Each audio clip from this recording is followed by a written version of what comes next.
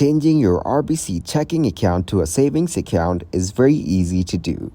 Today I'm going to show you how to do it.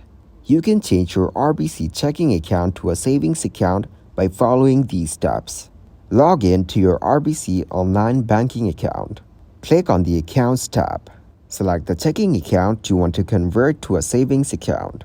Click on the Change Account Type button. Choose Savings as the new account type and click Next. Review the details of the new account and click Confirm. Changing your account type, especially from a checking account to a savings account, may affect the services and features available to you. So, make sure you fully understand the terms and conditions of the new account. Additionally, some savings accounts may have specific eligibility requirements or fees associated with them.